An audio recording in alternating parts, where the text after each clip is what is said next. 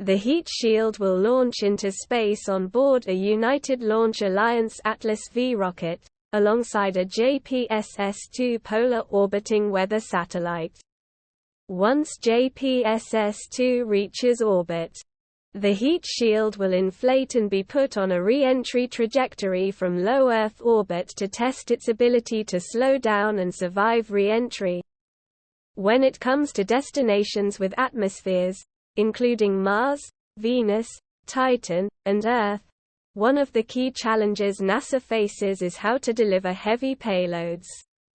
As it stands, current rigid aeroshells are constrained by the size of a rocket's shroud, its streamlined protective covering. For example, you may remember the 7 Minutes of Terror, as NASA's Perseverance rover used a parachute to descend to the Martian surface last year.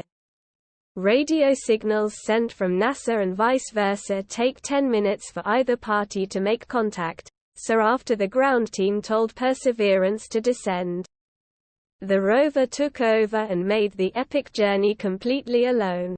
The spacecraft shot through Mars' atmosphere moving at 12,000 miles per hour.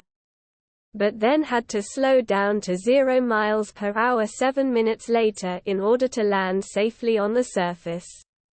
While Perseverance survived the descent unscathed using a basic parachute, the landing process is trickier for larger payloads, such as rockets with humans on board. One answer is an inflatable aeroshell that can be deployed to a scale much larger than the shroud, NASA explained. This technology enables a variety of proposed NASA missions to destinations such as Mars, Venus, Titan, as well as return to Earth. As a spacecraft enters an atmosphere, aerodynamic drag helps to slow it down. However, Mars' atmosphere is much less dense than that of Earth, which provides an extreme challenge for aerodynamic deceleration. The atmosphere is thick enough to provide some drag, but too thin to decelerate the spacecraft as quickly as it would in Earth's atmosphere, NASA explained. Their solution to this problem is a large inflatable heat shield, which acts as a giant brake. The 20 feet wide heat shield would be deployed in the upper reaches of atmosphere, allowing a spacecraft to decelerate early, while experiencing less intense heating. On November 1, NASA will demonstrate the technology for the first time from low Earth orbit. The heat shield will inflate and be put on a re-entry trajectory from low Earth orbit to test its ability to slow down and survive re-entry. If the test is a success, it could prove crucial in helping NASA reach its ambitious goal of launching humans to the Red Planet in the next decade. This technology could support landing crew and large robotic missions on Mars, as well as returning heavier payloads to Earth, NASA added. Mars has become the next giant leap for mankind's exploration of space. But before humans get to the Red Planet, astronauts will take a series of small steps by returning to the Moon for a year-long mission.